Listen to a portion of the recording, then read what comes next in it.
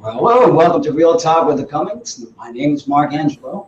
And I'm Lena Ariel, and we are bringing you another show.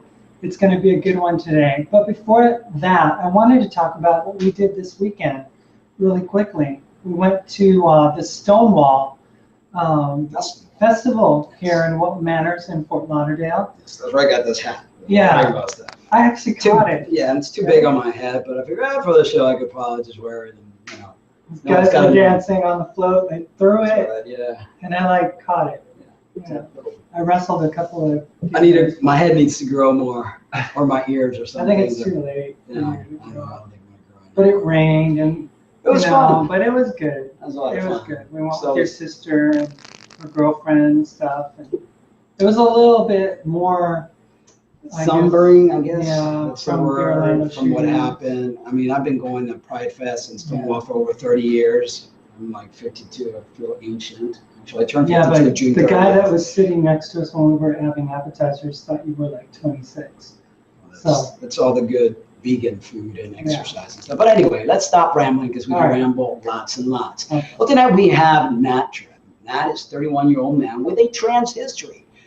Transitioned back socially in around 2013 and became a medical transition shortly into 2014. And I need to hit the thing. Continuing until decided to detrans himself at the beginning of 2016. Dysphoria was the primary motivation for HRT, which alleviated much of the symptoms, such as distress caused by his male sex characteristics. However, he has since come to realize that dysphoria is an umbrella term that serves to obscure a more complex interaction of phenomena. Early in Nat's transition, as part of his effort to fully understand what he was experiencing, he allowed himself to consider analyses of gender that were outside the acceptable worldview of the larger trans community, namely those of radical feminists, which we're very familiar with. The logic of such analysis, though, appealed to him, and once Nat opened himself up to the possibility that his views may indeed be distorted, he was unable to return to the worldview that he once had. Many months before Nat's detransition, he began using male restrooms again because he felt guilty as someone who is a survivor of sexual abuse of potentially triggering women simply by his presence. Later, he concluded that his transition itself was inherently rife with ethical issues, and this dilemma led him to detransition and search for a better answer to dysphoria. As a disclaimer, while many of his ideas are influenced by radical feminist thought, Nat is not a radical feminist, nor do his interpretations of their concepts reflect actual radical feminist thought. And welcome to the show, Nat. Hey, how are you? Thank you so much for joining us. Actually, we found you. You were looking at some videos, and somehow it appeared on YouTube. Yeah. Oh, yeah. And then I started watching, and I became very, very interested and intrigued. You're very well spoken. I love your style. In fact, I got into a little Facebook scuffle with someone. I won't mention names, because they were starting almost to judge, and I don't like when people judge, especially when they don't know a person. And not that I know you that greatly, but just hearing you and how methodical you are and how you just, explain things so well made me very intrigued and wanted to ask you to be on the show. Well, thank you. And not everybody has to like my style, so. What's that saying? Different strokes for different folks, or different flavors. Some people like vanilla, some people like chocolate. But it's life. And I think what you're doing is very important. And we were talking before we got on the air that I believe there's going to be a major wave of detransition, or people that are going to try to find their comfort level, as you were saying, somewhere in between. Oh, that was a question. Yes. Yeah, I do think that there's going to be kind of more of an exploration of a middle ground, because the discourse right now is very binary with trans versus cis, and I don't think that's a very good model to use for what's actually occurring. And I think even if people don't want to go against the, what's accepted in the trans community, the ideas that are accepted, if they're not comfortable with that binary of trans cis, they're going to start finding middle ground, and there's kind of an attempt at that to some degree with I think gender neutral and gender queer, but it's still within that framework of the trans community. So it's, I don't know. I guess we'll see what happens. But and I think that's probably where there's a lot of conflict with this major spectrum or umbrella that has been created, that some people just believe in the binary, black or white, male or female, not realizing that there are so many different variations of gender. And that I believe this whole transgender evolution of our species began to kind of get us away from that black or white. And what I've noticed that a lot in the trans community feel too comfortable in that black or white, at least in the beginning, because I think at first when we're trying to justify what we're doing, we want to feel our ground, we need to be either in this spectrum or this, area, black or white type of thing. And I think as we age, as we evolve, we start realizing we don't have to be that way. I mean, what do you think? Well, first, I would like to make a distinction between ideological instances of black and white thinking versus dualities or binaries that we find in nature. And so while I don't like black and white thinking, I don't think that black and white thinking is responsible for the idea that there is male and female, and humans are sexually dimorphic. So personally, I don't see a contradiction between those two. But I kind of got sidetracked. What was the second part of your question?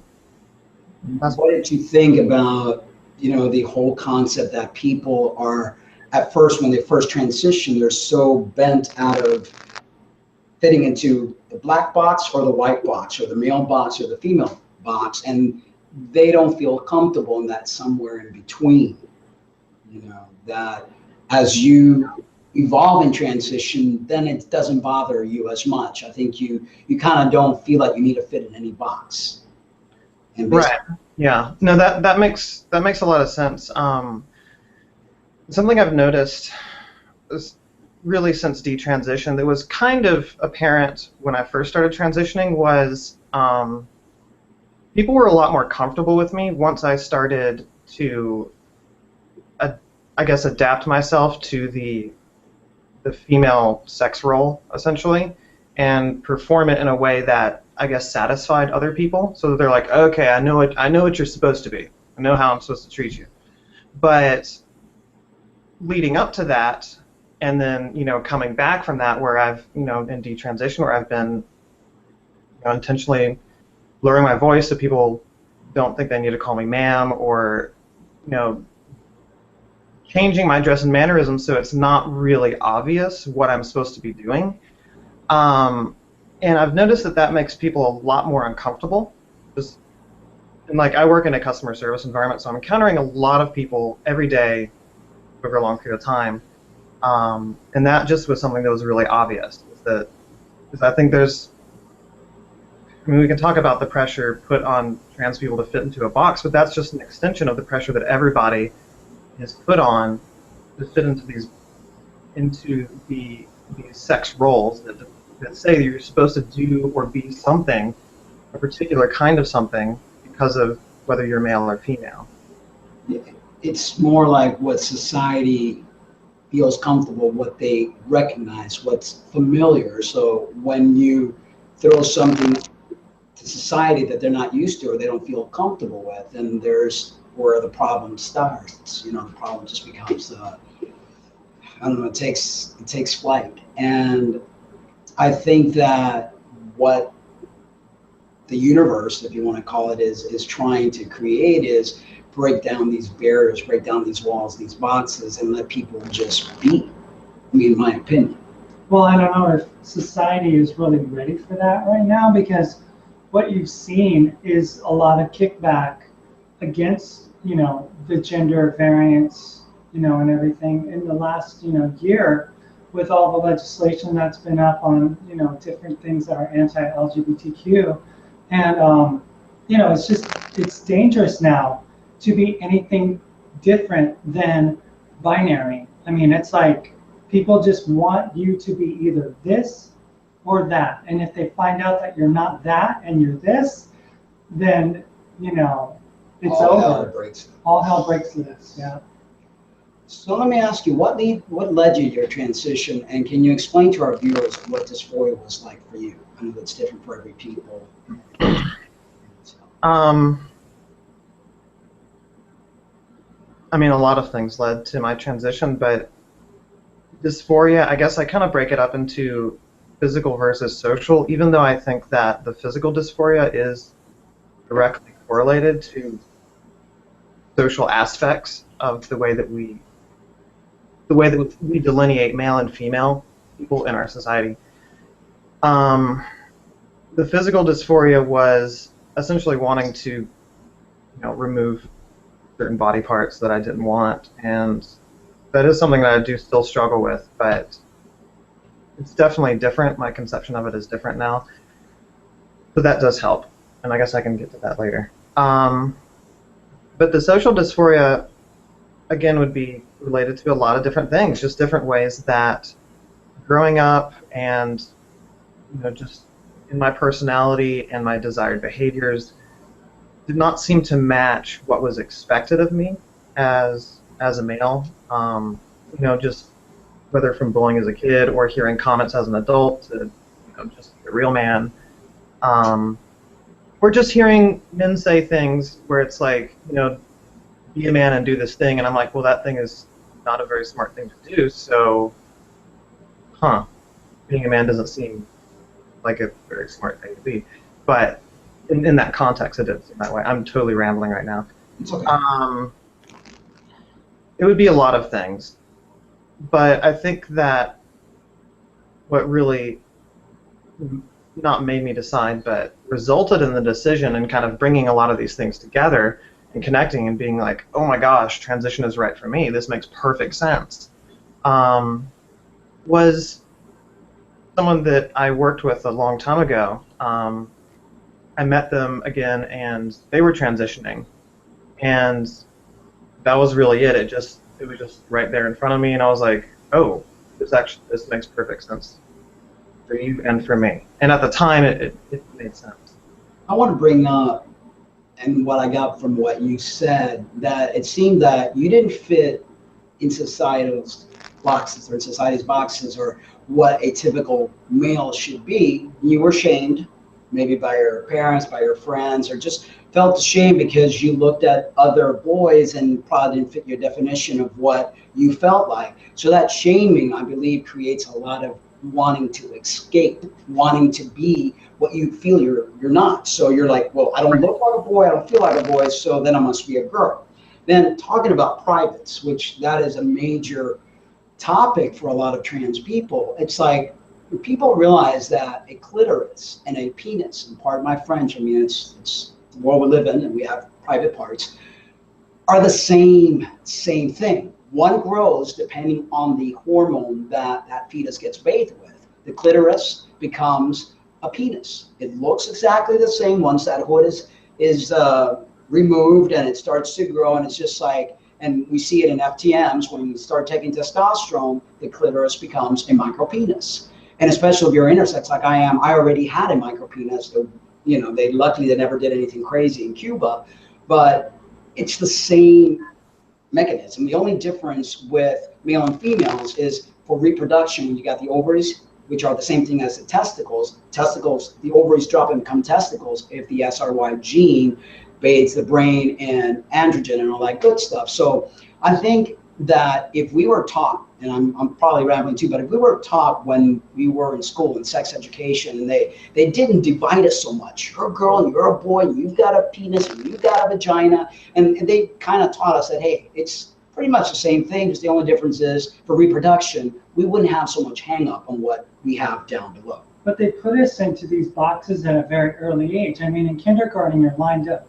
Boys over here, girls go over here, you know, boys do this, girls don't do that, you know. I mean, it's like they segment society in a way that they make it so that when they get older, they know very clearly what those boxes are supposed to be like.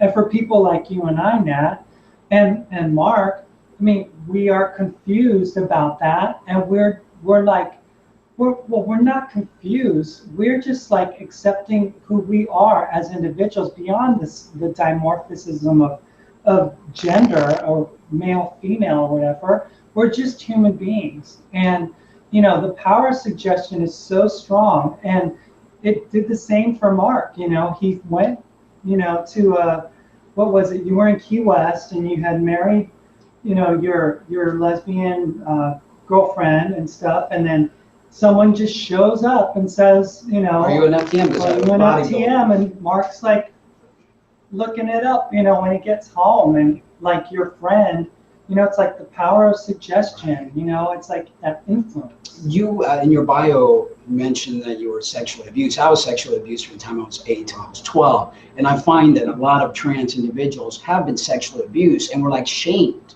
in our body. Do you think that might have contributed something towards the hatred of your genitals or feeling dysphoric about them? Yeah, definitely. I mean, first, I kind of want to go back. I don't really think that the clitoris and the penis are really the same thing. I mean, they're pretty different. But yeah, that's just, without getting into that long discussion, I just want to say that that's not something I agree with. Can you explain why? Because I'm a medical professional and I study the anatomy, and I actually have a lot of, you know, videos out there explaining what happens is, you know, when the SRY gene starts to do its thing and bathing the fetus at 8 weeks time, the clitoris has the same exact, what's the word I'm looking for?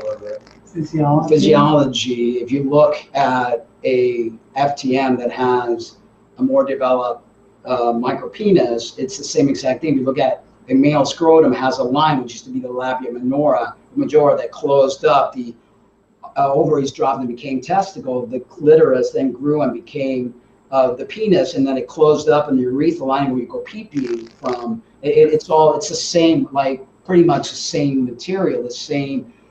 I'm not finding words. The same component, except that depending if it's androgen or no androgen. And the biggest difference is the reproductive system in the female. Right. You know, that connects all of that together. Why would you say that it's different? I mean, what makes you believe that it's different? I mean, I don't think that we can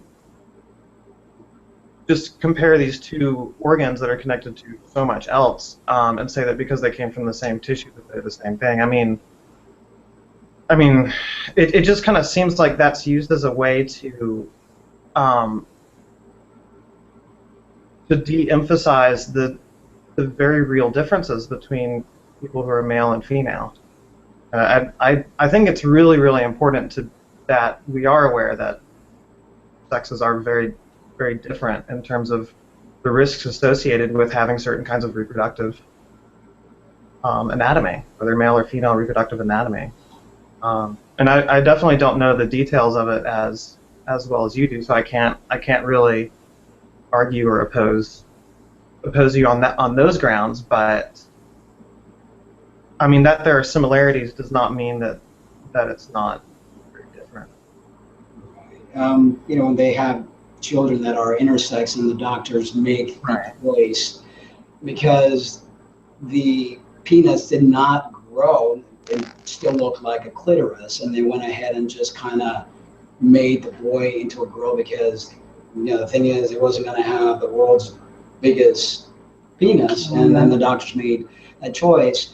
And I don't want to argue or disagree, whatever. It just, you know, because I do have a lot of knowledge, and not just because of my medical background, but I did extensive research, wanted to explain these things, wanted to understand me, wanted to understand why did my thing look so different from my girlfriend's.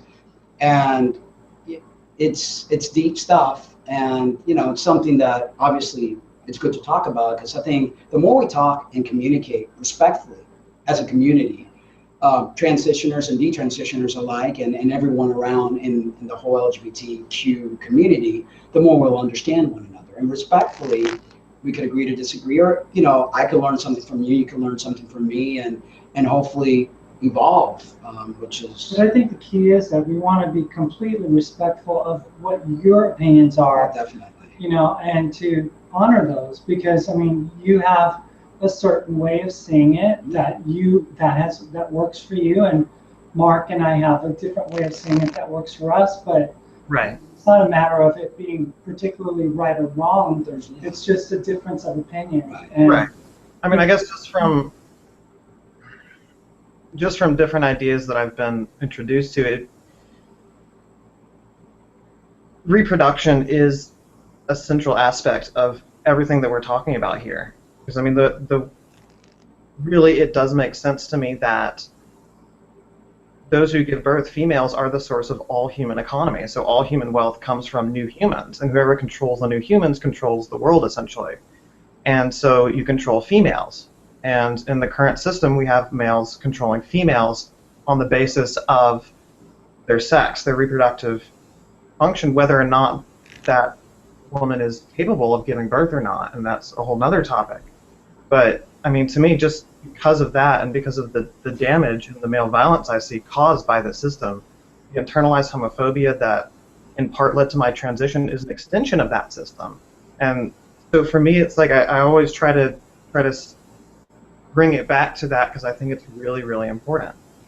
But in terms of the sexual abuse, that's not something I am able to talk really about because there's dissociation related to it. And I've talked to other people about this who've had similar experiences, but it's kind of like there's another part of yourself that holds on to those memories, and sometimes I become that person. It's really just me remembering things. But then when it's over, I always reach this point where I choose to forget it again. And I'm kind of like posed with this, like, hey, you want to remember this?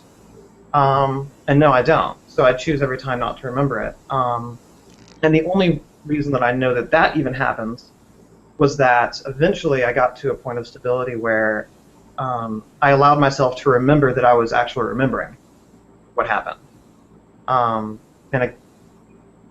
I took a few bits and pieces from that recollection, but there's a lot of issues that come from when that happens to someone as a kid, that has a lot of long-term effects. And sexual abuse is not something that's uncommon in the trans community. And I think that's one of the unacknowledged things as well. It definitely relates to the dissociation and to what I would refer to as the physical dysphoria itself. Exactly. I totally agree. And it doesn't always have to be just sexual abuse. There are many types of abuse that children are exposed to. And I think that any type of abuse as a child, you tend to create, like we create make-believe friends and people, and then we create almost like another character to help us deal with the pain. And it's something that's not discussed a lot in the community, and gender specialists don't really look into it, and I think they should, because I think it would help alleviate a lot of the dysphoria if they did touch upon that. Dysphoria is not just solved or healed or treated by just taking hormones and eliminating or adding parts to our body. I think it's way deeper, and we're missing the deepness of it. Yeah, I would agree with that. I think what's ignored so much in the way that trans people are studied is just even the idea that gender itself, that sex stereotypes itself, is the primary cause of dysphoria, if not the only cause. We really don't know. But I do think that in a society without gender, without the hierarchy of gender, then there wouldn't be trans people. There might be people that, depending on the culture and the state of technology, would change their bodies in different ways, but the reason would be completely different from what it is now, and the way it manifests would be different. And I think that in a society without the hierarchy of gender, if you took someone who is seen as odd or gender non-conforming in this society and put them in that society, I don't think they would be out of place whatsoever. It would just be one human among many expressing themselves without these artificial boundaries.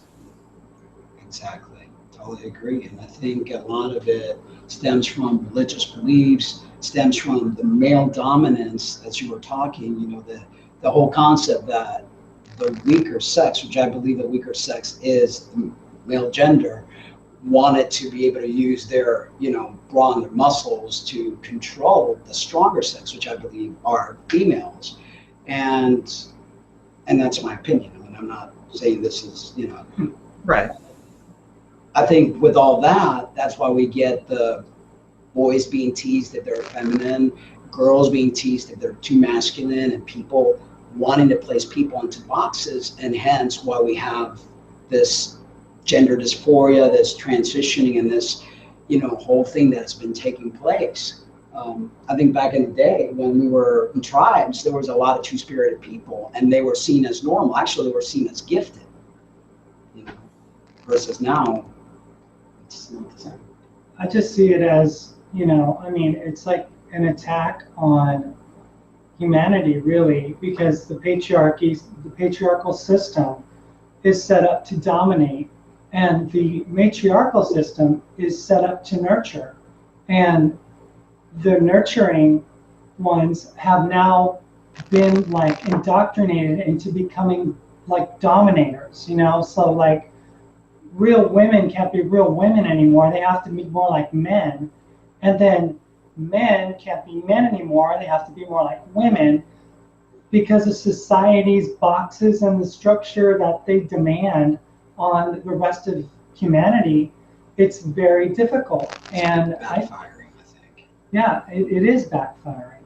But I mean, I just think that there's so much that is yet to be learned, so much to be gained from the LGBTQ community in teaching, people that, these things aren't so structured. Yes, sex is structured in the sense of the male and the female, but there's a spectrum there even. But I just think it's just so much more. There's just so much more to understand. And I know that I transitioned back in 2013. In November, I started taking hormone replacement therapy of 2013. And I looked at it as a way to be able to finally swim and in the open sea without restriction, be able to be myself. In your opinion, is transition the solution for everyone, or is this something that may help some, but not everyone, or does it not help anyone, in your opinion? I mean, it's a complicated question, but I mean, I think that as long as there is gender, there are going to be people who, from certain perspectives, will have an improvement in their life through transition, but I also think that that's not ideal because them living within this system is not ideal. So it's kind of like an adaptation to a really crappy system. Well, it's a good system for those who benefit from it, for males, but I think that raises some ethical questions of kind of a systemic coercion in a sense, depending on the motivations for transition. I think that there's a wide variety of motivations, some more innocent, some more nefarious than others, depending on the person, just like with anyone. Everyone has different motivations.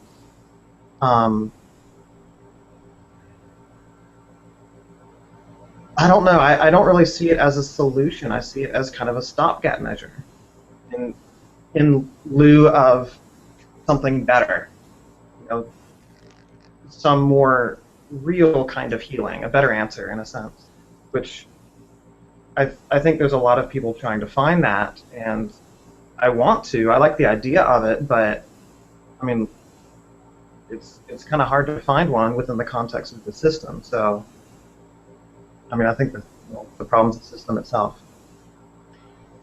What I find and what I'm seeing, and I've been in the community, I transitioned back in 2003, and I've known a lot of trans people. I've lived in a city that there was a big LGBT community. I've befriended, I've interviewed, and I'm always very perturbed or puzzled by the fact that no matter what an individual does to cure or alleviate their dysphoria, there is always something continuing to be wrong with these individuals. They're unhappy. They never find true happiness. And at first, it's like going from one thing to another thing to another thing, and I'll fix this. After they've run out of things that they could actually do, then they're faced with themselves. And when you're faced with yourself, once you can't run anymore, you still have those same problems. Because dysphoria, I believe, is just a small part of what's going on with us. I think there's bigger and deeper issues that are being overlooked. And, you know, It's an umbrella. yeah, yeah, and, you know, alleviates, it helps a lot, but we're not dealing with a core problem. And I think we're not even honest enough with ourselves and each other to be able to have a respectful conversation and talk about it without name calling, without, you know, throwing mud all over the place, and without getting upset, you know. And it's sad because it really solves nothing. We're not helping no one by doing what we do. I mean, especially among transitioners and detransitioners, you know, it's like, you know, oh, you weren't trans enough, you know, they'll tell you and stuff like that. And it's like, no, it's not about being trans enough. It's about your own personal understanding, your own worldview, your own, you know, Evolution. yeah, it's your own journey, your own path. You know, some people, you know, traveled this path for a long time, some all their lives, some for a few years, but it's all valid. It's all an experience of life, and it's a journey. There's no wrong or right. There are lessons learned. I'm sure you have lessons that you've learned in this journey, you know, and these are things that you can't put a price on, because, you know, I mean, these things are irrefutable, you know. And talking about, how did transition make you feel at first? I mean, it was like that initial fix, or that initial alleviation. How did it make you feel? Well, I mean, the drugs are very powerful. The anti-androgens, the spironolactone, within a matter of days, greatly reduced, basically, erections, which was really nice. When those stopped, that was when I fully realized how happy I was that they weren't there anymore. It took maybe a month for the estrogen to start making its presence known, essentially. There was kind of like a month of kind of chemical depression, because I had like really low testosterone and the estrogen hadn't kicked in, so it's like you're just kind of like numb in a sense. It's hard to describe how I felt. I mean, just looking at my behavior, I seemed a lot more calm. I was more responsible about like taking care of my daily cleaning and stuff, and just like remembering things. I think part of it was I was drinking a lot less, and well, I really actually stopped when I started transitioning. And really, the estrogen just made me feel calm and kind of mellow all the time, which was really nice. Definitely helped my dysphoria, but I noticed that there was kind of a different reaction to dysphoria after that. It was kind of like what you were saying before about, you know, there's really never a point where enough is enough.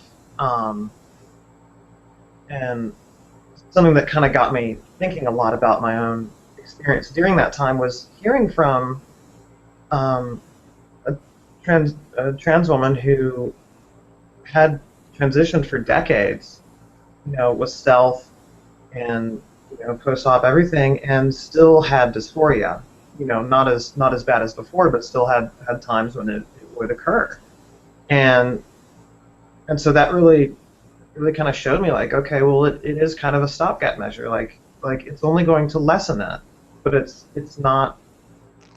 It didn't seem to me like what you were saying. It's not going to address the root cause, and to a certain extent, it puts a cap on how much I can work on my dysphoria. Like it alleviated a lot of the symptoms, but I couldn't get to that next level of really getting down into what the root causes were, because I was engaging with one of those root causes. I was indulging one of those root causes by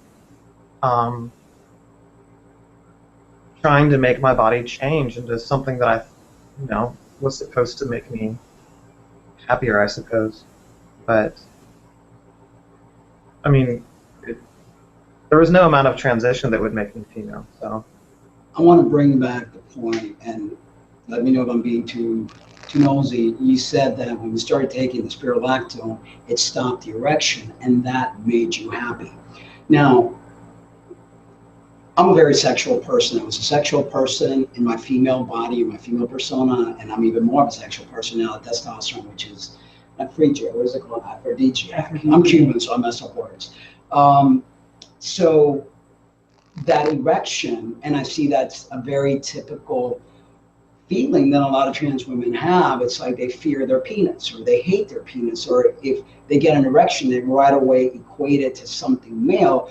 Saying earlier, females' clitoris become enlarged and full of blood as well. Obviously, it's not as big, but it's part of our sexual nature. Now, being sexually molested typically makes people ashamed of their body and not want to get aroused because it reminds them. Not me. I never really allowed my being sexually abused for 4 years to hinder my sexual interest or hunger. I kind of worked through it, and I justified it in a way that has allowed me to have a healthy sexual life. But I believe maybe that the shameful act of being molested probably made you feel dysphoric. And I mean, I don't know if I'm out of place here, or am I hitting something that could possibly be? no, you're fine. I mean, one of the things about erections is they happen whether you want them to or not a lot of the time, and there's kind of a cycle to it. You can wake up with one, and without going into much detail, it became associated with, in a sense, a coercion to me, where it's like my body was doing something that not only made me really, really uncomfortable, at least, it was something I couldn't control and couldn't make go away when I wanted to. I just kind of had to let it do its own thing. And so I think that kind of gets tied into those other aspects of things that happen that were direct coercions of my younger self. Yeah, and I think there's a lot that gets embodied into us, embedded in our bodies, and I think that sex roles do. I mean, because gender socialization starts so young, and our brains are sponges. They're plastic.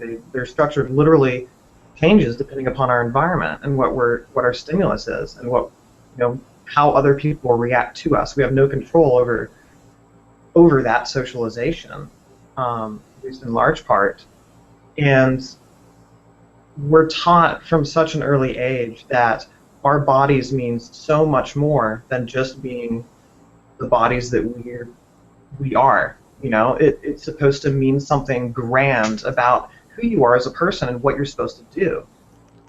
And I think that all gets tied into those other issues, the involuntary nature of what happens with genitalia and the sexual abuse. It all gets tied in together.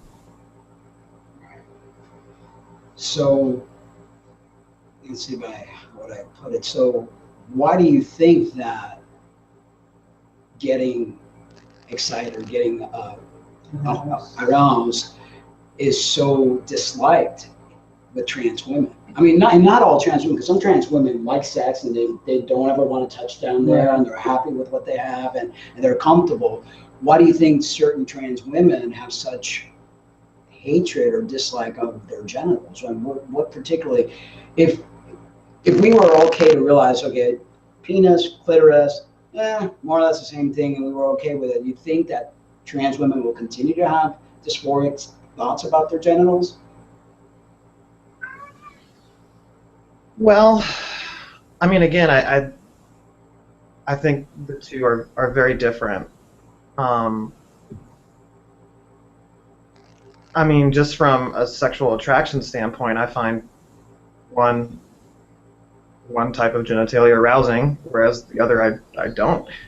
So I think, you know, just in that context, it makes a difference, at least for me. And I know for a lot of other people, it is something that is important and I think must be respected. But I don't think, I don't know, I think there's a lot of reasons that trans women who do have issues with their genitalia have them, but I think it all boils down to this system of patriarchy, of men are supposed to be dominant because, you know, we are meant to rule the world, and women are supposed to be submissive because women are supposed to give unto the world and give their children. And I mean, we just look at the abortion laws, women are really still seen as state-sponsored baby-making machines, the source of all human economy. All society depends upon them, and so they have no choice. But I think that there are a lot of men out there that, in combination with a lot of other issues, a lot of other things that may have happened to us, don't want to be that kind of person, don't want to dominate, and don't want to hurt other people. And I think that can explain some of the dysphoria, but I think there's a lot of other reasons too. I mean, I can't speak for... I mean, I know there's a lot of trans women who think of genital reconstruction surgery as the holy grail. You know, even Dr. Bowers over in San Francisco says, you know, happy birthday, you know, I mean, it's a girl, and, you know, all this stuff that it's like, oh, you've crossed over to the other side. Well, no, we've actually refashioned the male genitalia into something that looks more female. I'm gonna ask you, and it's just perturbing. Have you ever seen a FTM's private? I mean, you have, obviously, you're married to me, and you see it every day, or mostly. Does it not look exactly like a penis? Yours definitely looks like a penis. I mean, it has the same glans bell thing on it. You know, it's got the same, you know, it's not as long as a typical male penis, but I mean, it's just something that, you know, I've been with both, and I mean, I can say that yours does look exactly like a penis. I mean, you don't have testicles, obviously. No, well, that's because my labia minora didn't have the ovaries job to become testicle. But I mean, it's a very valid point of view that Nat has, and it's something that I'm just hung up on it because it's like, damn it, that's a penis. Yeah. You may be small, but it's still not penis. Yeah, I mean, to me, it's the same thing. I want to share a little clip of your video, one of your videos that I found, and I'm going to discuss some of the stuff you talk. Oops, this is not it. Here we go. Gender. Okay. I hit what I wasn't supposed to hit. Okay. Here we go. It's your veneer of gender non-conformity. Non-conformity. It seems that this concept is taken as common knowledge, sort of an I know it when I see it kind of thing. But what does it really mean? Or more importantly, how is it commonly applied? When someone speaks of gender non-conformity, are they referring primarily to dress, mannerisms, grooming habits, self-identity? From what I can see, males who claim to transgress gender norms, wherever they may be under the so-called trans umbrella, seem to be missing the fact that gender is more about who holds the power than anything else. So if one encounters a man who visually appears or claims to be gender non-conforming, ask yourself if they are willing to listen to an opposing opinion and try to understand it without assuming that anything other than their own opinion must be wrong. Do they spend time considering the impact of their actions on the larger group and adjust their behavior accordingly? Are they willing to set aside their own emotional needs in the interest of others? Are they able to be supportive without attempting to control the situation? Or are they self-absorbed, referencing the strength of their own feelings to justify the assumed truthfulness of their interpretation of reality? Do they seem entitled to your time, attention, and emotional support? Do they act as if they are entitled to sex, as shown by the concept of the cotton ceiling, which states that female homosexuals are bigoted for refusing to have sex with biological males who transition? Do they interrupt women more than men? Trans men, do your women friends seem to interrupt you more than one another? There's a simple explanation for this. They don't really see you as men, despite what they claim. I wanted to go ahead and touch upon that. Let me go ahead and stop this. That's something we have discussed before. Yeah. And The last part of that. yeah. Yeah. What makes you think, or in the discussions that you've probably had with other trans women, that trans women don't see trans men as men? Well, it wasn't a statement of the broad community. It was a statement of those particular trans women who do act very much with male socialization and interrupt. These are things that I've heard from other people. So it's something that I'm referencing that does happen. I'm not saying it's like this is all like every single interaction between these two kinds of people happen that way. That's not what I was saying. I have felt, and I've had a lot of interaction with trans women. I've done a lot of work trying to do collaborations and things of that nature, and I've always felt like they look at me, it's like, shut up, little man, you're not really a man, so we're going to take over, that kind of mentality. I've seen it happen time and time again because of the socialization, and I've seen myself almost wanting to take a backseat because of my female socialization until I'm like, no, wait a minute, and it's a struggle. It's one of those things where you don't want to seem overbearing and overpowering now that I identify and live as a man, but then at the same time, you don't want to feel stepped on. And sometimes I feel, and sometimes in our own relationship, it's like there are struggles because, again, it's years and years and years of socialization that can't just be removed overnight. Yeah, that can't be overcome in just a day or even a couple years. I think there's kind of this idea of almost a transmutation happening, almost like a religious experience, where someone has crossed over, from one sex to another, and all of a sudden a lot of the things in the past are kind of washed away. And I think that's how socialization is often looked at, as something that isn't relevant or no longer applies. People saying that they internalize it differently, which everyone internalizes socialization differently, but the great thing about social programming is that it works whether you like it or not, and it'll work in some form or fashion. It might not be perfect, but it does influence people. I think that, I've given this example a few times on our show. There's an episode in Transparent where Maura is at the apartment of her roommate, and basically there's a party these guys are having. They're younger, and they're just like having a good time, but they're loud. It's the middle of the day, and Maura does this little sweet knocking on the side of the fence, but eventually Maura gets irate, throws a few F-bombs out there, and lets the guys know who's in charge. That kind of male socialization is what we're talking about, is it not? I mean, male socialization is a big topic. There's a lot of little details to it, as I'm sure all three of us know. Depending on the context, that may or may not. I think it's more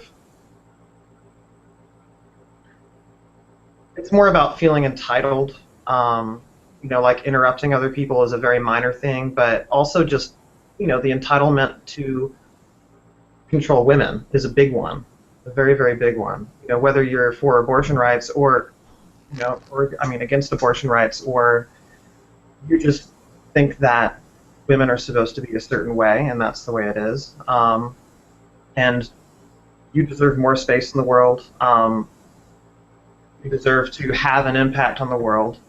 I don't know. There's a lot to it. I can't really explain it off the top of my head. That's something I would probably have to write about, just because I can't organize my thoughts on that. A lot of it is also the sense of entitlement and sense of my needs need to be met, because our mothers tend to spoil their boys more so than they do their girls, and it's just the upbringing probably from generation to generation. So this young boy was given everything and doted upon and expects certain things from women, and then you can't magically wave a wand and go from being a man to a trans woman to identify as a woman and think that that's just going to be erased. You want to believe that that's going to be erased, but there, like you said, it's something that is so innate that a lot of times they're like oblivious and have no awareness of their actions. You know, I think you mentioned something about that in the video that we were sharing. I'm going to go ahead and link that video on the show below so people can finish, because you have some really important points in that video. But I also think that, you know, that a lot of trans women really do an injustice to women, because they kind of like emphasize everything that the patriarchal system wants women to embody and be. You know, you've got the long nails, you've got them wanting to have their hair done right, and, you know, makeup. I mean, I just saw a picture of one had a whole collection of makeup on, you know, on their Facebook picture, and they're like, this is what being a woman is about, you know, and Which it's is like, not, you know, it's not at all. What, you know, so. And that's what, I think that's the fight in the feminist community against trans women, because they're not listening. And you mentioned that on your video. They're not listening to the real concerns of women. They want to be allies to women, but yet they're not listening to the real concerns. Right. And to them, it's all a lot, not all trans women, but a lot is about the makeup, the wigs, then the visual, like you said on your video, that men are very visual. And they continue this visualization even during transition. Right. I was going to say something, but I can't remember what it was. I had an idea and I lost it. Sorry.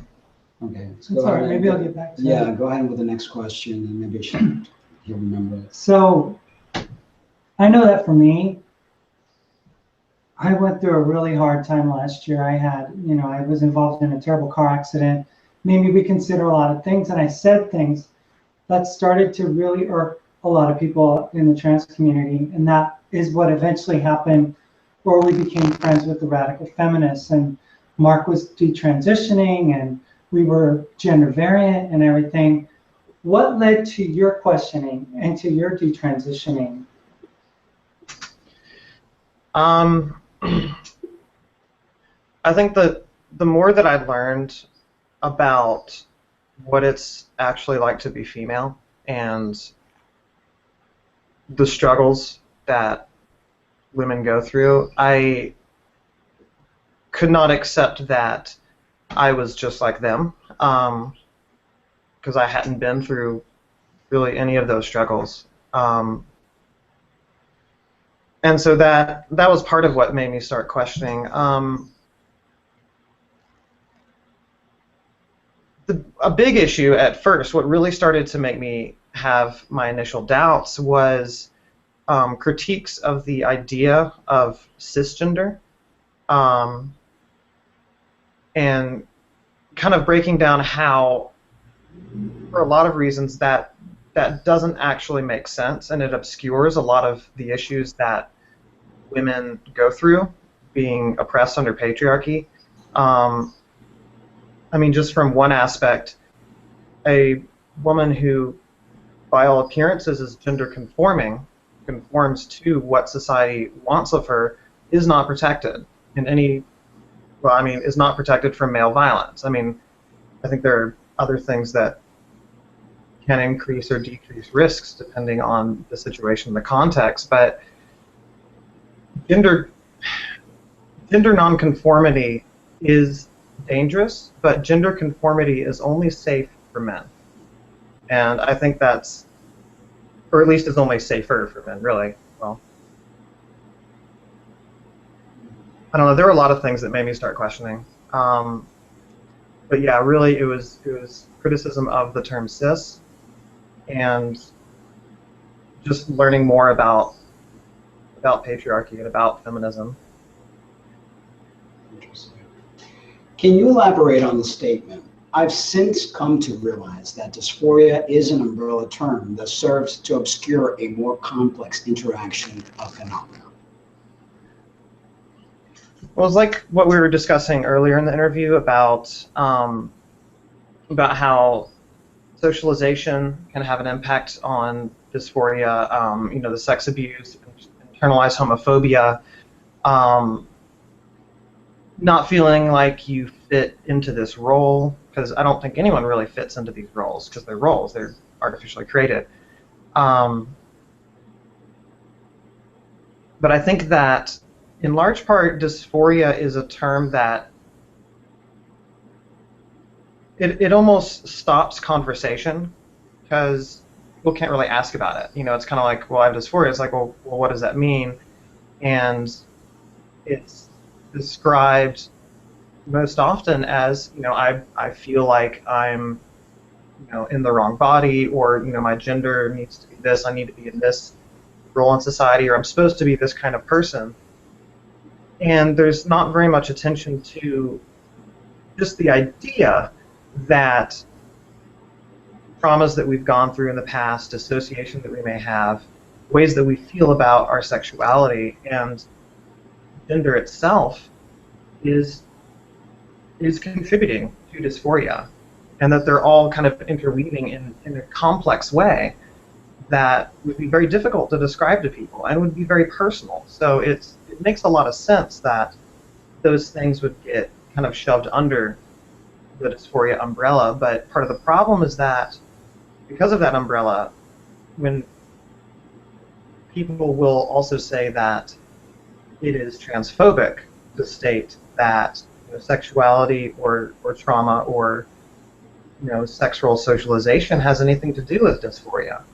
So it, like I said, it kind of stops the conversation from happening. So what would be like the solution is actually the problem? What do you mean? Like you're saying that gender is actually what encompasses the dysphoria, and I'm saying the solution, trying to change the gender, is actually What contributes to the problem, yeah, or something near that nature. Also, that question led to sharing Rachel Francone. Right, her neuroendocrinology page, which she shares this very interesting article that's looking at autism, ADHD, OCD, anxiety disorders, and all these other disorders that are, to me, it's like a spectrum within the trans community. We all have some form. I know I have OCD, I have Asperger, attention deficit disorder, something definitely I went through in school. And it reads here, we have come to very much a similar point of view, arriving there from an initial examination of so-called gender dysphoria in the transgender situation, making itself felt in the world today. In other words, what I got from reading, and I'll link this also to this show, is that gender dysphoria is just one of the factors of the many other neurological conditions that we face in the trans community. And we think that by solving the gender dysphoria, we solve all the problems, and it hasn't. It sometimes actually creates more problems, what I see with people. And I'm sure you agree, since once you started your transitioning, you realize, wait a minute, this is just, you know, getting from one ladder, what's that called? Ladder, Run to the next. And then when you get to the next, you want another one. And when you get there, you're realizing, wait a minute, this is not solving really anything. It alleviates. And for some people, it alleviates greatly. I mean, don't get me wrong, it's like it helps a lot of people and it saves a lot of lives, but it is also very temporary, because then there's always other things. And like I said, enough is never enough. There's like a 1.0 version of yourself, and then the 2.0 version, and then 3.0 with the butt lift, and 5.0, and eventually you get to wherever 0.0 that you needed to be, and at the end of the rainbow, there you are. Yeah, there you are. And you still haven't dealing the real issues with yourself. And I think that's one of the things that we need to do. I'm not telling people don't transition, don't do this, that, and the other. Do whatever it is that makes you happy, but don't neglect the real issues. Those are the issues that you need to work on, because depression kills, and transitioning doesn't get rid of the depression. Matter of fact, with all the amounts of medication that we're given, it actually makes depression worse. And then I'm seeing a lot of people get diseases and disorders from this medication. They get tumors, they get all sorts of neurological impairments become worse. So we need to be honest about these things and be leery, you know? What do you think? I think that makes sense. I mean, I think that at a certain point, focusing on the individual trans person's mental status and, you know, trying to help them work through dysphoria and work through other issues can only get to a certain point in alleviating dysphoria or transness itself.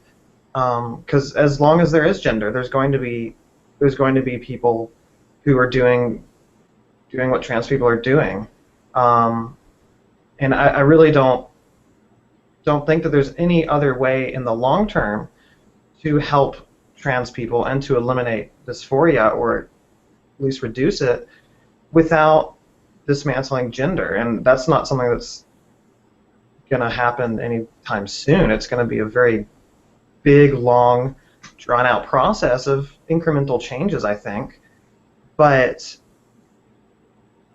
it doesn't look like we're really going in that direction. It kind of seems like the trans community and the rhetoric is sort of leading us in the wrong direction and is obscuring the language that people need, that especially women need, in order to confront this system that essentially prevents humans from being individual humans or people with personalities, rather than having to say, well, this person has a personality that's such and such mixture of feminine and masculine. Let's just, until we live in a world where there is no concept itself of masculinity or femininity, there's, you know, the problem isn't really going to be solved.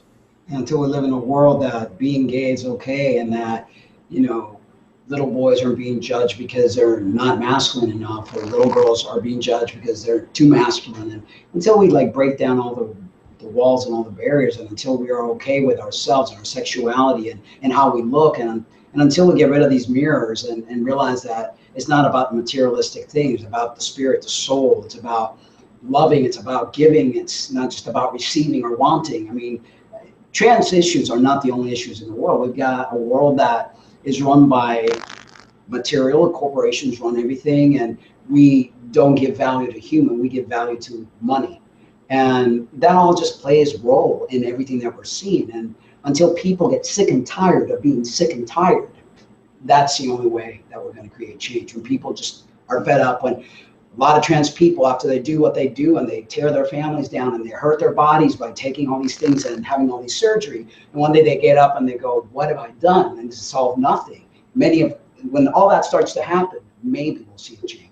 I mean, I think we saw, when we went to a transgender medical symposium a few months ago, we saw the predatory hands of the medical establishment wanting to make a buck off of the transgender community. I mean, they want to take, you know, your money, your hard-earned money, and use it for themselves. They want to transfer that to themselves, and they will do whatever. You know, there was one person that was being told that, you know, you wouldn't be man enough if you didn't have, you know, a phalloplasty. And we all know that a phalloplasty is very Frankenstein science, even today.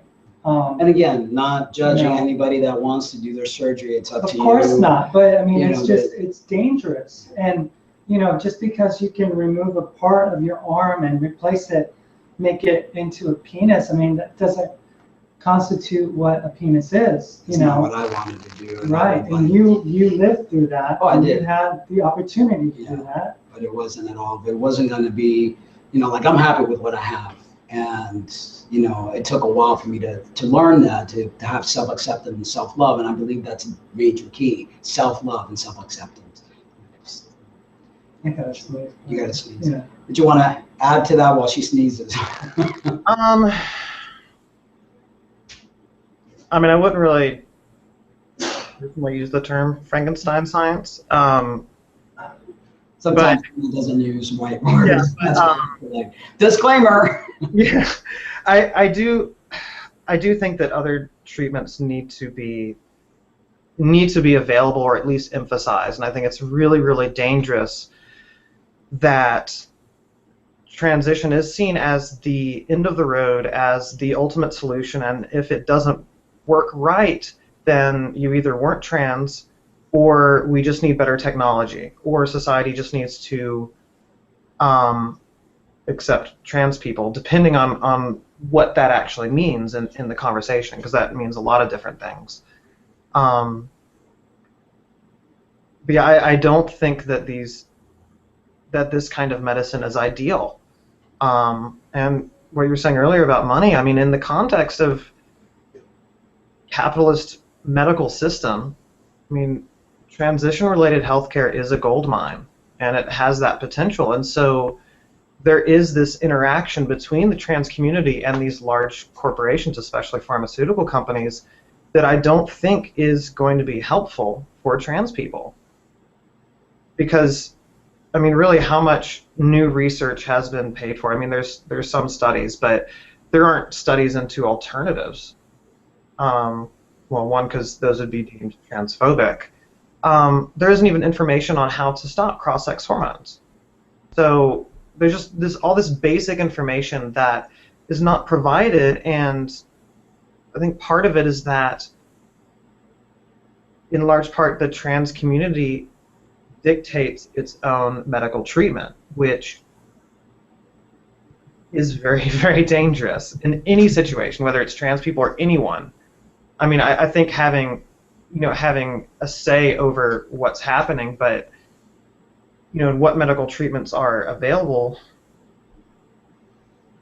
but in a sense,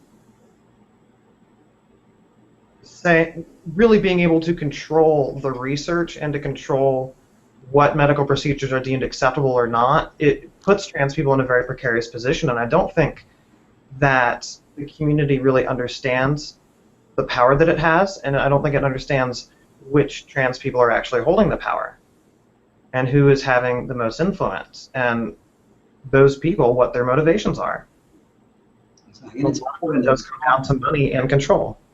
And it's very much important that we talk about these things without getting upset at each other, because in the long run, 20, 30 years from now, all the trans kids that have been transitioned early and all the things that are going to come back and bite us in the ass is what's going to create the change. But why have people get hurt in the process? Why have people get brain tumors and all sorts of different things that we're seeing happening in cancer and neurological impairment and all sorts of stuff by science that is not proven to work right? It's very new still, and we're being guinea pigs, and we need to understand that that's what we are right now. It's guinea pigs, and not get upset about saying that, because we need to care about our health. I mean, right. If we eliminate our endocrine system, we're going to have problems as we get older, and the transgender community is going to have to face those problems as a group of aging transgender people get older. They had the surgery. Now they have no endocrine system, really. It's only being fueled by synthetic hormones, and we don't know what happens in those circumstances. There's lots of questions, and like Mark said, we are pretty much guinea pigs. That's what Dr. Garofalo over at the Lurie Children's Clinic last year said in a PBS special about trans kids in America, that they're the guinea pigs. They're the ones that are kind of like the pioneers, setting the standard, setting the way. So there's just a lot to be understood. Well, on your bio, you stated that your views on gender were distorted. Can you elaborate on this?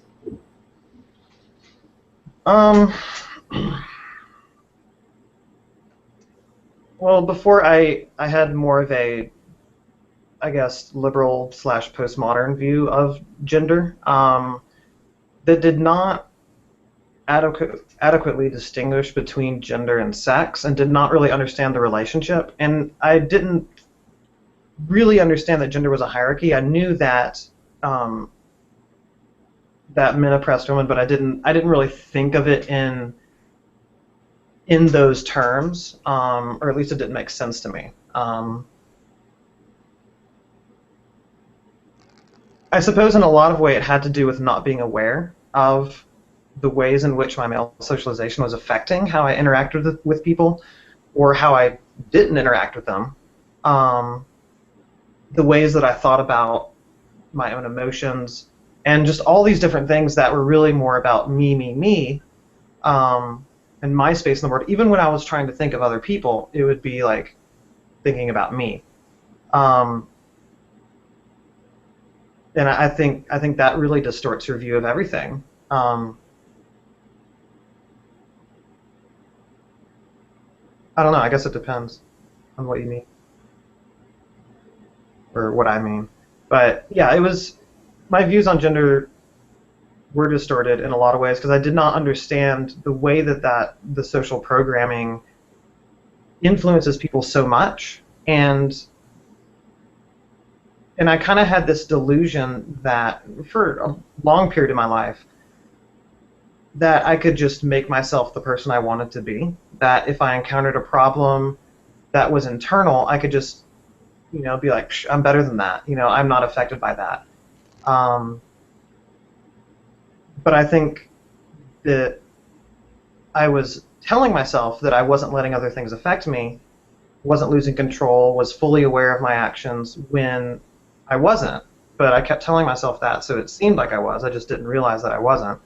But then, during transition, I started to experience some aspects of, like men interrupting me more when, they either thought I was a woman or I was projecting femininity enough for them.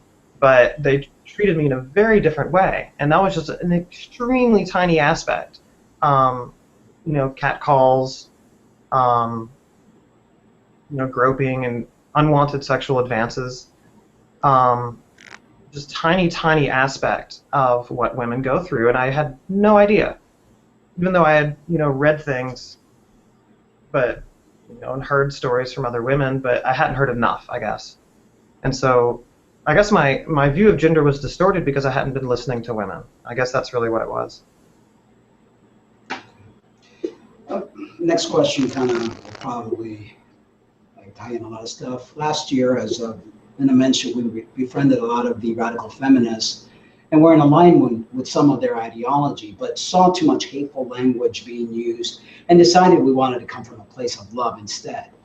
What is your take on radical feminism, and how does it align with your beliefs? I mean, I can't really answer that question directly because, I mean, it's not like this monolithic thing where it's like everybody's the same and has the same ideas. And also, I'm not a spokesperson for radical feminism, but I mean, I try to pay attention, and I try to see the arguments that tie into what I see in the world around me, and a lot of those arguments make sense to me, and a lot of the analyses by radical feminists on gender, on sex roles and sex stereotypes, has helped me personally in a lot of ways to be more aware of my male socialization and to try to work on it, at least in some sense. And that has actually helped my dysphoria to some degree. But I mean, I can't really attest to what any individual person says, or how that was intended or came across, but what I find, and we were going through that time of the year that we befriended, and they loved us at first, and then when we decided that we were going to come into a much kinder approach towards the trans community, because after all, we trans. I mean, as much as we wanted not to think of that, and we were very much in alignment with especially you became very engrossed with it. We did some of the events with them and things of that nature. But then when we decided that we were going to be in a kinder approach, then we started feeling the same hatred that we felt from the trans community. We started feeling it from radical femmes. And I was like, wait a minute, whoa, what's going on here? What happened to yo, sister and love and all this stuff? And all of a sudden it was just like this craziness. And I'm like, you know, I think what's actually wrong in the world is that we all have these ideology, and it's like political parties, you know, Trump and Clinton and everyone wanting to dominate and power, and this person's bad, and men are bad and women are better, and it's like, if we stop that division and we stop placing each other in boxes and labeling one thing good and the other thing bad, I think we might learn to understand and speak each other's language. And I think that's what we need to do. We need to stop the wars, literally. We need to just learn to respect one another, learn to look within each other's hearts and see how we could speak the language of love more so than the language of division and hate. I mean, I found that in a lot of radical feminist, you know, thought that there's a lot of hurt. Oh, yeah. There's a lot of retribution that they want to see the patriarchy paid for. And they should. For doing They've been hurt for what years. the patriarchy has done to them. But I think that they're using the hatred to fuel what they feel, and instead of coming from a place of love, they're coming from a place of hurt. They're coming from a place of negativity. They're coming from a place where, you know, let's eliminate men. You know, there were some quotes that I had gotten from different rad femme authors and theorists and stuff that said, you know, a world without men is a world, you know, better, you know, let's do what we can. And I mean, that is the kind of thought that helps no one, because what radical feminists are doing, in a sense, is they're going into their masculine energy of conquering and dividing, instead of into that nurturing nature of loving. Or balance, at least, because I think that's what we're here on this earth to do, is balance our masculine with our feminine. And I think learning how to walk that tightrope is the answer, in my opinion. What do you think, Nat? I don't really believe in energies or spirits or anything. A lot of people that I talk to, when describing their own experience, will use those terms. And I understand what they mean, what people are meaning when they're talking about it, but I think the fact that people talk about trying to transgress gender norms by still talking about masculine and feminine energies just shows how deeply embedded we are within that system, that it's very difficult for us to talk about escaping that system without actually reinforcing it or using the language of that system. But I don't think, I mean, there's a lot of things that you said that kind of seemed like broad characterizations that personally I haven't really encountered. I mean, I do see a lot of times when people are saying that we want to live in a world where, you know, people should love each other, and that's great, and people should be kind to each other, but I don't feel like that's a particularly useful. Like, to me, it's not very useful. I would rather, you know, look at what is wrong and say, where did that come from? You know, because it's not, I mean, you could characterize it as saying, well, we have these negative systems because people aren't loving each other. Well, it's more about these power structures and where they come from and how they interact with people and how we can get rid of them. And sometimes talking about these structures in a truthful way prevents you from being able to indulge all the time in kindness, or, you know, bringing love into a discussion about power structures. To me, doesn't seem very useful, and I just don't it just doesn't seem meaningful to me. But maybe we have a different definition of love. For us, you know, the balance of the energies is really kind of the crux of who we are as humans, and that's just how, you know, we both understand it to be. And it's not like, I'm not talking about like the typical stereotype of femininity and the typical stereotype of masculinity that is painted in this world.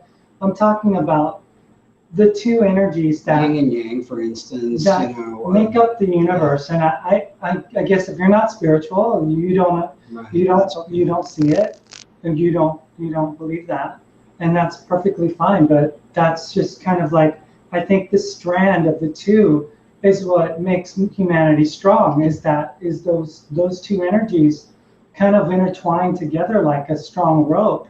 You know, when one is only dominant, like what is in power now with the masculine system, the patriarchal system in this world, then war and conquering and dividing and subjugating, that is what's dominant. And that's why we see a major imbalance. And as far as love, and I know a lot of people may not believe in love or don't think that love is the answer. To me, love is like it's like a balance. You know, it's communicating. It's a source or a force that brings peace of mind.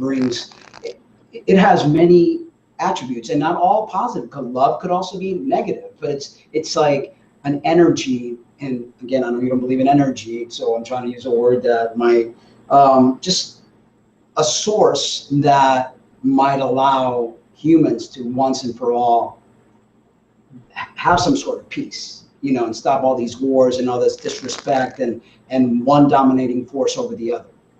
If that made any sense, but I mean, I think that aligns with a lot of the spiritual beliefs of a great many people that I know. For me personally, it just doesn't. It's just not something that makes sense to me or seems applicable to what I see as reality. that's cool. Yeah. Well, how do you feel months down the road after detransitioning? You know, what was it, January? And what has been the hardest hurdle that you faced? There's been a few, but I guess when I read the question that you sent me, there was that question. I guess something that I've been thinking a lot about recently is feeling out of place in a sense, like not really having a community, I guess, that I feel like I have a right to say I belong to. Kind of like an imposter in a sense, you know. So it's like being a detransitioner. You know, I can talk about, you know, being trans, but I kind of feel that from other people that I'm an imposter, or you know, trying to fit into the gay community hasn't been as hard as I thought, but there's a lot of issues, just because that's not a community that I've really attempted to be a part of for most of my life. So I kind of feel like an imposter there too. And then just around, you know, other men, it's kind of like, you know, certain men I can kind of talk to, but again with them I also kind of feel like I'm not really on their level in a sense, or like I get that feeling from them. So I guess it's just kind of feeling like I'm sort of disjointed or out of place with the world, but that's also been kind of helpful because I think that one of the most helpful things that I started doing was really letting go of, or trying to let go of, perceiving myself in any sort of like feminine or masculine manner. Like being aware of what other people perceive of me is one thing, but trying to kind of like remove those aspects of self that are constantly censoring myself from doing certain things or encouraging me to do other things based on what other people think of me. And so since I feel like an outsider anyway, then I might as well just not worry about it, which is kind of liberating in a way. But it comes with its own issues. So it's almost like rediscovering who you are and trying to find where you fit in the world. And that's something that it's hard to do for anyone. I think as teenagers, that's one of the things we face. Who am I? Where do I fit? And it's a very awkward time in our lives. And sometimes life doesn't allow us to really find that perfect place. And we're searching and searching. And I think it's got to be like, I felt the same way when I was in the process of detransitioning, and it was just like, And it didn't feel right for me to detransition. I still felt out of place. It was hard for me to get rid of the secondary characteristics. It took me 13 years to build. And then I just, decided I feel more comfortable like this. This is who I am. And I don't necessarily need a community to identify with. I've always been a loner, so that was never a major problem for me. My social skills aren't that great. It's because of my Asperger's, and I've had to teach myself how to be more sociable, how to be able to interact in small talk, which Asperger people have a hard time with. We have to talk about what we know and be analytical about it. And when it starts something about small talk, it's just like we freeze. So and I think it has a lot to do with our neurological issues that we face. And again, I'm going to post that link of Rachel's article there because it's very interesting. I think it's something that we should all look into because self-awareness is healing. And if we're not aware of what's going on with us, we can't heal. Well, there was one thing that I noticed last year when Mark was detransitioning. All the women seemed to just welcome him back in with a warm embrace. And it was like, welcome back, sister, to the fold, you're one of us. And I think that what happens with a lot of, and I might be wrong, I don't know. You can correct me if I am.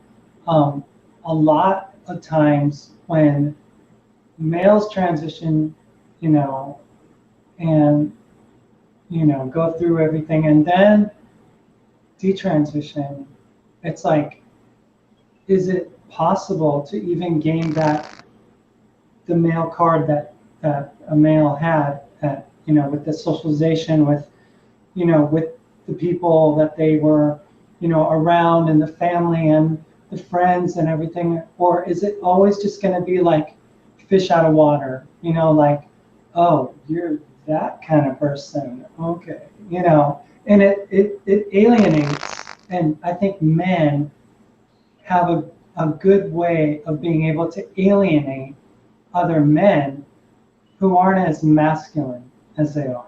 So in other words, how have you felt now that detransition? Have you felt that you've been accepted back, and you're probably never into the guy thing, guy club type of thing? Right. Yeah, I guess because I wasn't really into the guy club thing anyway. There wasn't really an expectation that I would be invited back because I wasn't really part of that as far as I could tell. But I think that is an important topic. There is a difference, just from what I've perceived, between trans men who detransition and trans women who detransition in terms of the community that is potentially available. And I mean, just speculating, but I think one big reason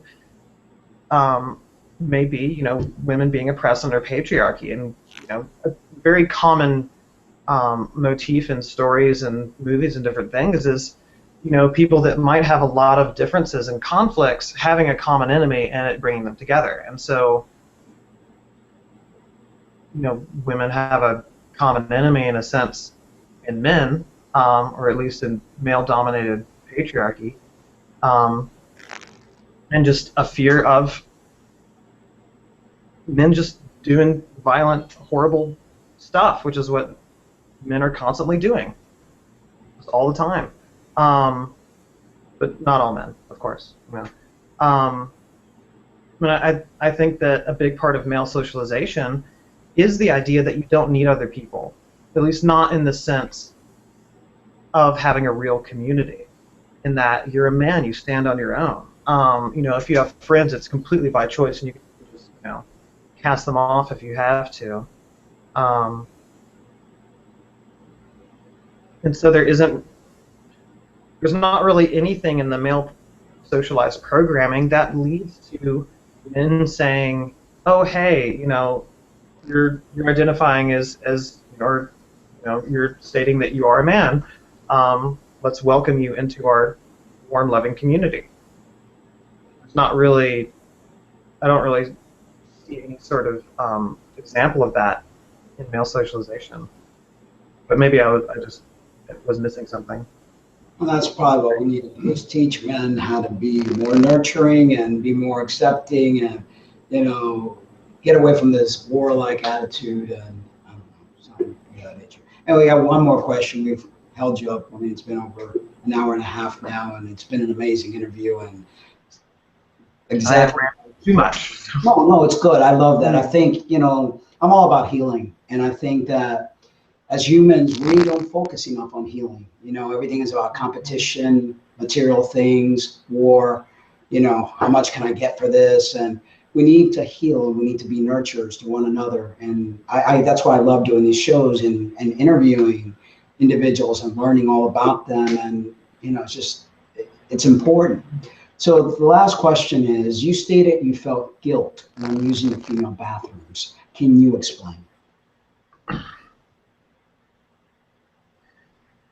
I didn't feel comfortable using female bathrooms until I at least thought I passed to a certain degree or could get away with it. And even at that point, I was very, very cautious to not, to basically plan it strategically so that I would reduce the chances of someone clocking me. And in part, you know, that was because I didn't want to get clocked as, you know, a trans woman in the women's restroom. But the real reason I held off for a while was because of that idea that so many women have been raped and sexually assaulted by men specifically. And just kind of trying to put myself in her shoes, you know, going into a space that I assume is going to not have people of the type that potentially, you know, could be very violent. And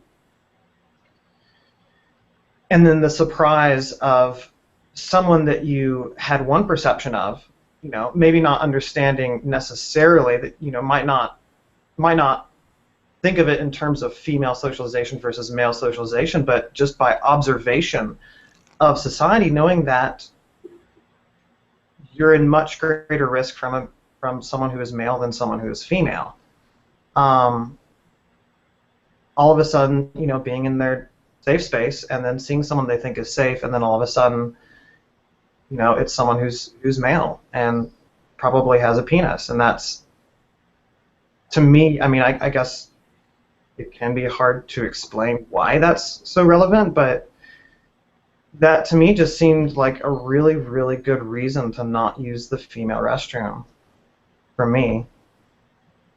And that's understandable, and I can understand your point of view, but at the same time, looking, and to be fair to the trans community, both FTMs and MTFs, when we go to the bathroom, the last thing in our mind is wanting to hurt anybody. We just go in there to relieve ourselves. And I personally was not sexually molested in the bathroom. I was sexually molested at home in a safe place, a family, so-called almost family member, which is common. You know, you go to the church and you got the pastors or the priests are the ones that actually sexually molest a lot of the kids there. And, you know, bathrooms, although they're not entirely safe, but they're not a grounds for abuse either. And I think it's being used as a tool.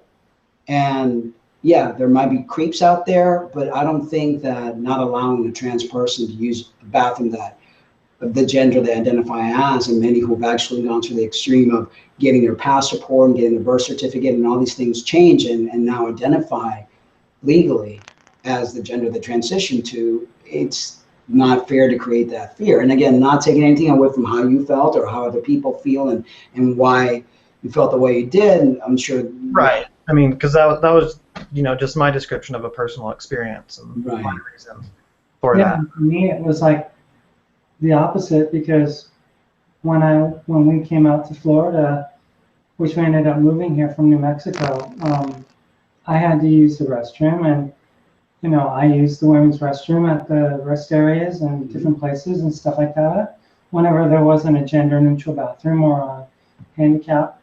And you know, I presented that question to the rad fans on my Facebook page, And they're like, well, no, you need to go into the men's room. And I was like, that's just not fair. After all this time, we're dealing with all the things we're dealing with as trans women, and that's what you have to say. And I was like, you know what, we need to deal with this in a more loving manner, in a way that doesn't alienate anyone.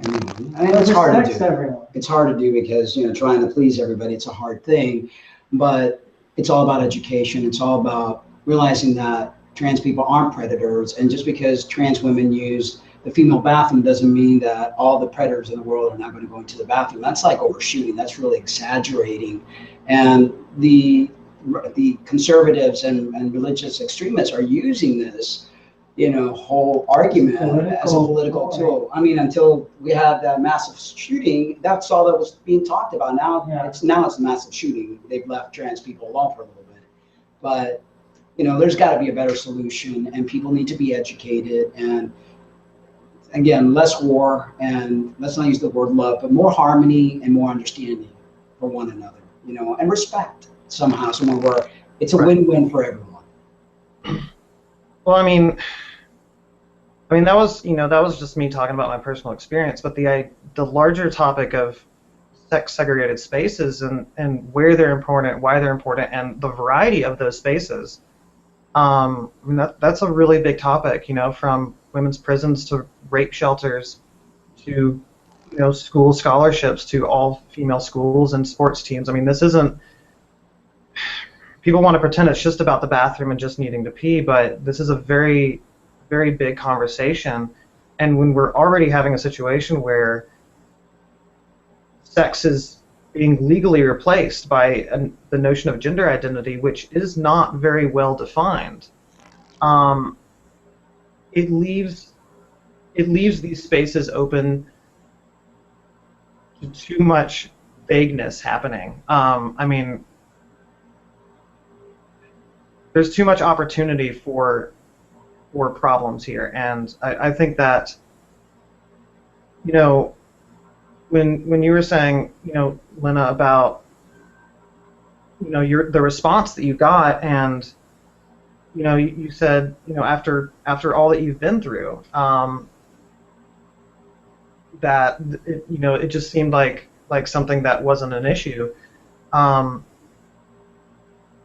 mean, I think from the other side, when women are saying, hey, I've been through a lot, and with all I've been through, this is really what's happening, is I'm not allowed to talk about myself as a biological sex. I need to,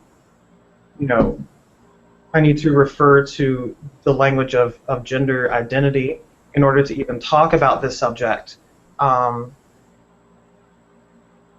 I don't think that there's an equal space on both sides for empathy and for people to listen to one another. I don't think that there's an equal opportunity for speech.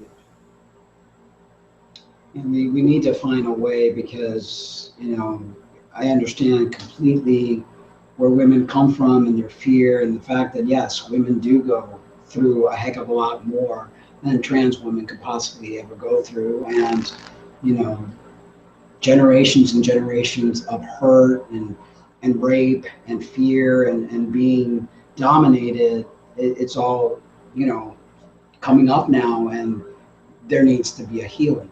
And what that healing is, I don't know. I don't have the answers, but there's got to be something.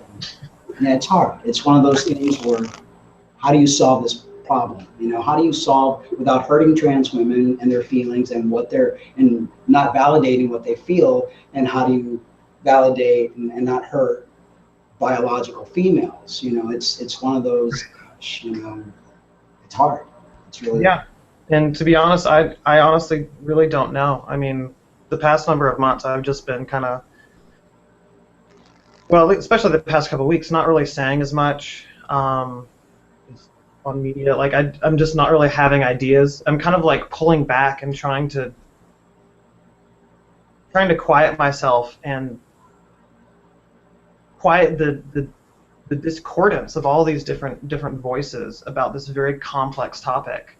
And I really don't know how the compromises should be meted out, in a sense. I'm not sure that I'm even qualified to really say that, but I have my own ideas, and I guess I'll say them anyway. So I think listening is an important skill that I think trans people, especially trans women, listening to women, because here they are wanting to be or feeling that they are and encasing their identity that they've pushed aside all through their life because they haven't been allowed.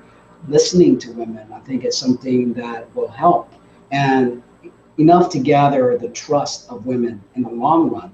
And I think there is no trust. And, at first, many feminists were bringing in trans women into their circles, but then when it was demanded, and like you were saying about they demand lesbians to go to bed with them because they see themselves as lesbian. I think you mentioned that in one of your, the cotton ceiling, you mentioned that in that video of yours.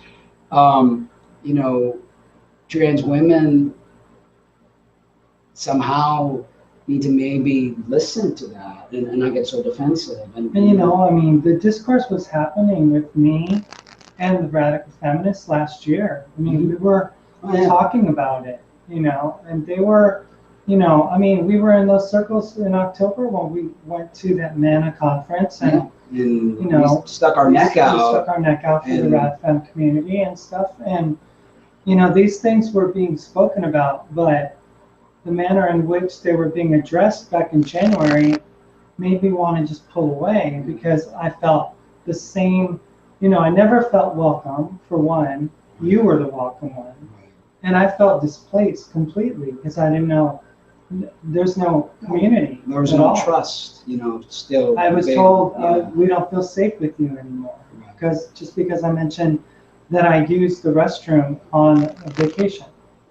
It's hard. It's one of those things, but I'm hopeful that somehow, some way, they will begin some good communication where healing takes place and where people at least start listening to one another, and bring the guard down, because ego kills everything and just makes matters worse. When everybody's angry and their egos are flaring, then no one listens. I think we've rambled long enough, and you've been great. Thank you so very much for being part of our show. And thanks for having me on. Anytime. Don't be a stranger. And you too. Yeah, thank you. Thank you. Yep. Bye. Bye-bye. All right, guys, thank you so much for tuning in. We're going to leave you tonight with a little bit of Stonewall video that my beautiful wife here put together. She's just so talented with videos. We're not going to play the whole thing, just kind of leave you with it. But remember, we love you, but always love yourselves too. Good night.